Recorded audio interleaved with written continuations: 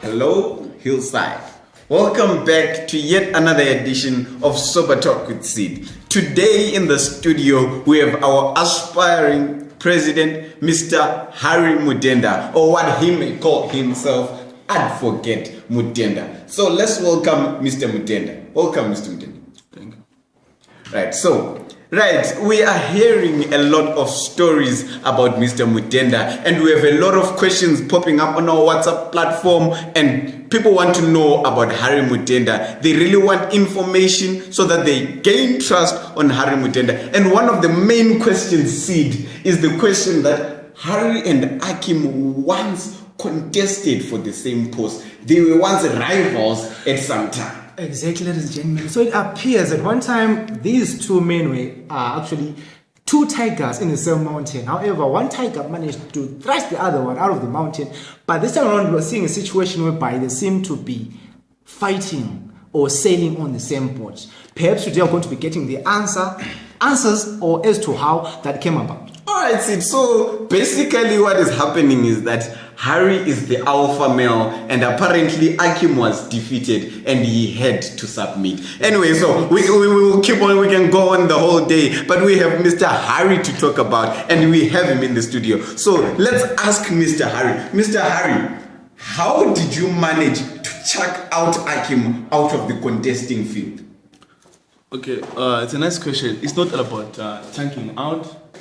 You know, leadership is not a concept that where you should take it personally, but it's a concept where you should collectively consider every individual. We are talking about the students that we are leading upon. So what I can basically say is that with Akim, when I lost elections last term for him, it did not necessarily mean that disqualifies me from articulating my leadership qualities or roles to the students. So thereafter, we were in the interim SRC. Now this is the substantive SRC. So we had to talk. No, Mr. Harry, you're now sounding like one of those African leaders that you ask, what are you saying about the financial situation in Zimbabwe? And someone is like, I want to assure you people and assure the country, the economy is now on. I want to hear how you managed to be in the position that Akim was in, and how you managed to convince, because all of us knew Akim was running for president coming term, and you were saying the people want me and all that. Those were his claims.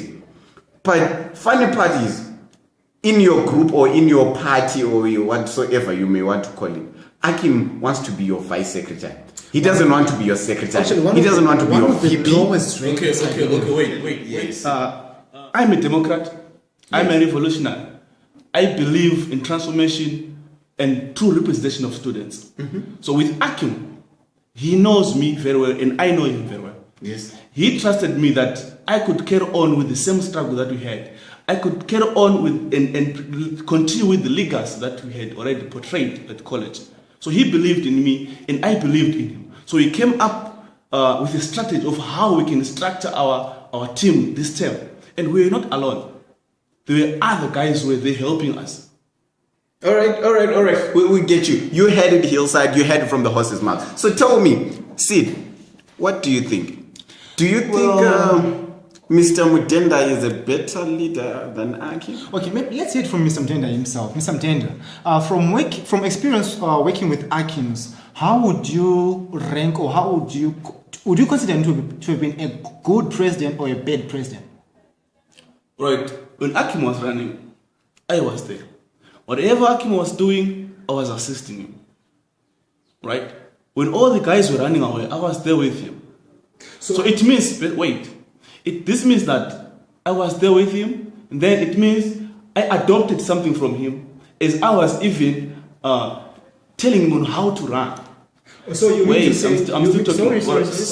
Wait a minute, Sid. Right. So what I mean here is that in some of the concepts, some of the things that we were doing together, I was helping him, as he also needed help from me.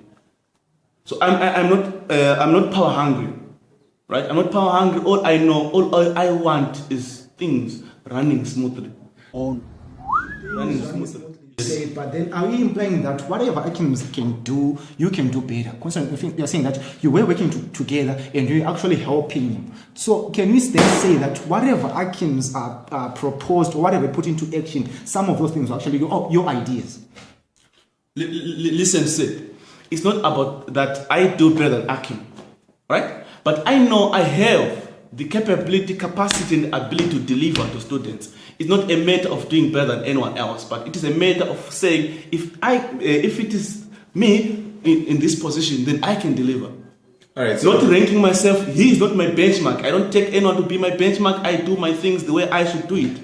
Well, statistics have it that you've lost 3 previous elections. No. And you are saying that you have the capability to lead the students, but then we don't really have what we could say a track record of yourself or something to say that you are capable of actually leading. comment on that.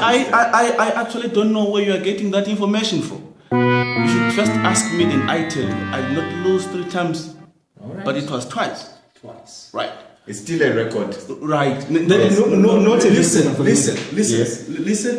Sid. Right. Now let me tell you. Myself, I don't believe in these things whereby people say when they lose, then they have to retreat. No.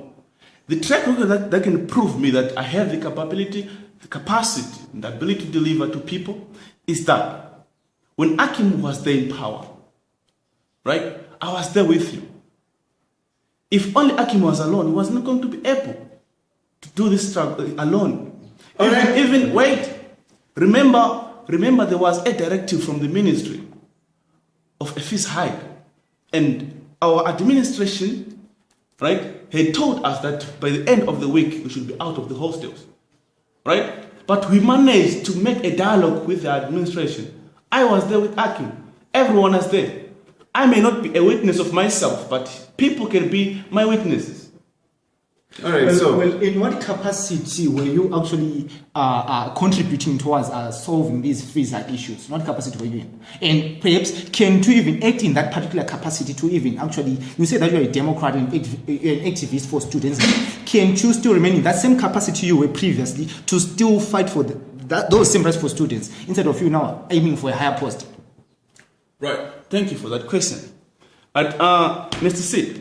Yes, sir. The capacity that I'm talking about is not about the post. I was a committee member, but the capacity that I had was more of a committee member, and it wasn't good for me to be selfish with the capacity that I had. So it was good for me just to contribute. Of course, some of the things I did not have. Maybe sometimes when presenting some issues to the principal, right? Maybe I could tell Akim, this is what we should do. Then Akim goes there as our ambassador. But I was contributing. Whatever that game we played with Akim, I was there. Ladies and gentlemen, how are you? Thank you very much. I'm not going to waste much of your time, but just allow me to say a few words. Right, on Friday we'll have elections. And this is what I want to say to you, ladies and gentlemen. We'll be electing leadership for our college. So, my name is Harim Dena, and I'm an aspiring candidate for president.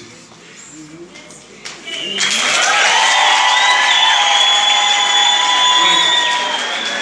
Ladies and gentlemen, let's go and elect a leadership that is going to stand with us in the struggle, not the struggle for power, not the struggle due to any political forces from outside, but we mean the struggle for transparency, the struggle for democracy, the leadership that is going to stand with us and usher us through a democratic trajectory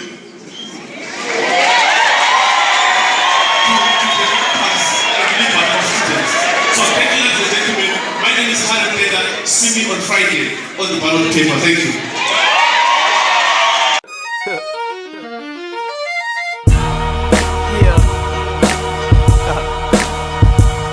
You know, critics, man, critics never got nothing nice to say, man.